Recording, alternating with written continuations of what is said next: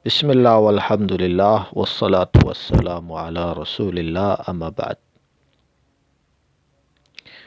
Berikut ini video lanjutan dari video-video yang sebelumnya tentang proyek Sunni. Nah, jika saya bertanya kepada Anda, apa hukumnya mempelajari bahasa Arab? Menurut Anda, apa hukumnya belajar bahasa Arab? Ini pertanyaan, mungkin sebagian orang berkata tidak penting. Namun bagi saya itu penting, sangat penting sekali. Mungkin ada dari kalian yang berkata itu fardu ain. Nah, kalau meninggalkan berarti berdosa. Nah, lalu ada yang menjawab itu fardu kifayah. Kalau sudah ada sebagian orang yang belajar bahasa Arab, yang lain tidak wajib lagi. Oke. Baik, itu terserah Anda mau jawab apa. Tetapi yang saya ingin perjelas lagi tentang identitas ya. Identitas. Nah, saya fokusnya tentang identitas agama. Nah, agama kita adalah Islam. Nah, Islam. Manhaj kita, akidah kita Sunni. Ya, Sunni. Lalu bagaimana Anda ingin memahami ini? Ya, karena agama Islam dan proyek Sunni dijalankan di Jazirah Arab.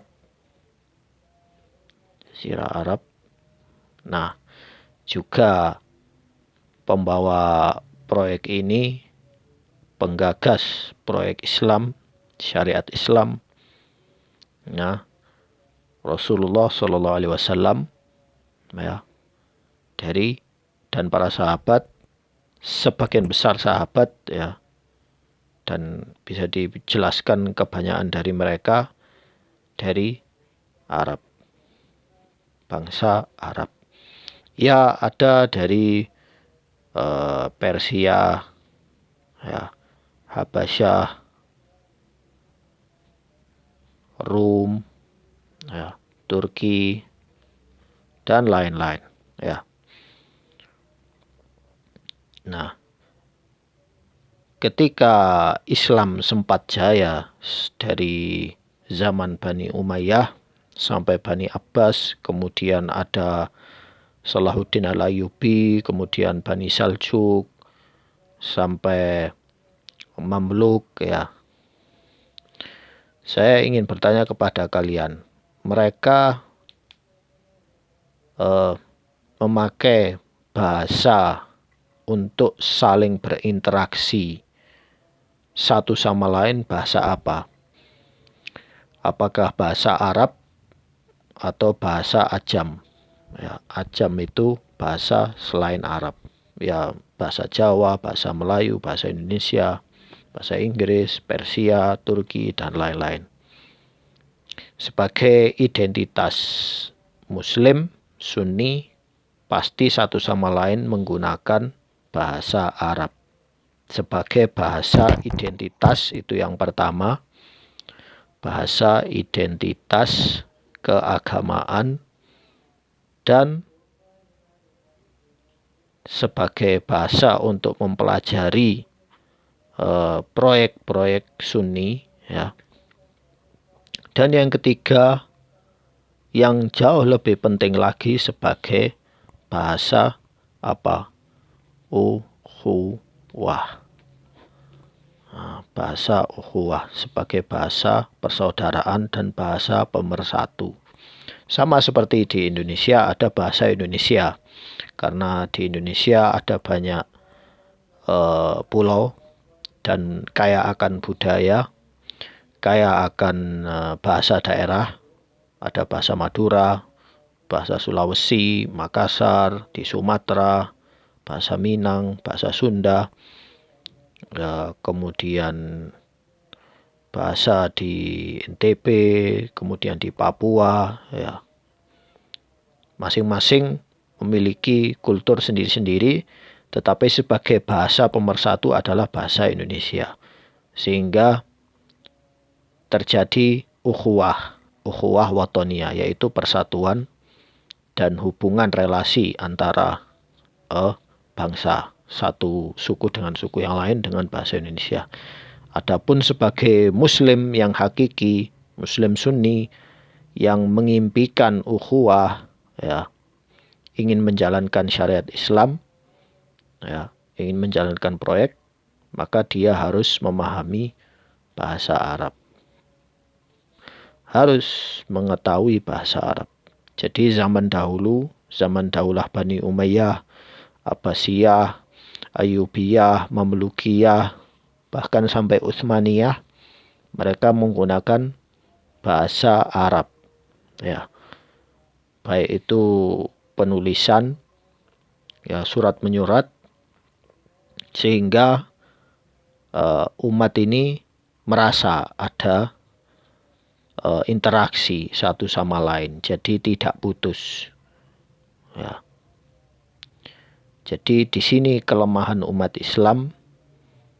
Ya, saya tidak ingin menyebut organisasi tertentu, ya, tetapi kebanyakan di Indonesia ini, bahkan skala dunia, sebagian ustadz, sebagian kiai, ya, mereka tidak fokus, ya, mengajari bahasa Arab. Yang penting akidah, yang penting fikih, atau yang penting manhaj dulu, ya, atau yang penting syariat-syariat mulai akidah, fikih, madhab. Ini yang penting. Nah, belajar bahasa Arab nanti saja. Atau belajar bahasa Arab caranya salah, ya. Orang difokuskan untuk belajar nahwu sorof, sedangkan dia tidak bisa, sulit ketika mau berbicara bahasa Arab, kesulitan. Dia faham, ya, tentang ilmu nahwu, penyusunan kata, menulis dan membaca. Tetapi ketika berbicara kesulitan. Mengapa? Karena cara yang dipakai salah. Saya tidak berkata belajar nahwu sorof itu salah, tidak. Tetapi penekanan dalam ilmu itu harus lebih meluas. Tidak hanya fokus, ya, pada tata bahasanya. Jadi di sini kelemahan kita yang tidak kita sadari. Ya. Jadi maaf saja. Jadi saya belum mendapati ustadz yang sangat fokus mengajarkan bahasa Arab supaya orang lain bisa lebih mudah memahami syariat Islam. Kebanyakan dari mereka justru fokus pada ceramah, nasihat. Akhirnya orang-orang awam tidak paham bahasa Arab sama sekali, sehingga mereka menjadi orang bingung. Dan kebingungan ini dimanfaatkan oleh orang-orang sekuler, orang-orang liberalis, untuk membuat orang-orang awam muslim itu membenci sejarah mereka, membenci syariat mereka. Mengapa? Karena mereka tidak memahami bahasa Arab. Dan ada sisi kesalahan juga dari guru dan ustadz yang fokus pada ceramah dan nasihat daripada fokus memberi ilmu yang bermanfaat supaya orang awam itu bisa belajar dengan sendirinya juga. Jadi ini bahasa Arab sebagai bahasa identitas orang Islam Sunni, dan ini penting, harus dipelajari. Ya, saya tidak akan pusing itu fardu ain atau kifayah. Tapi setelah penjelasan saya ini, Anda bisa paham apa yang saya maksud. Sekian dari saya, semoga bermanfaat. Wassalamualaikum warahmatullahi wabarakatuh.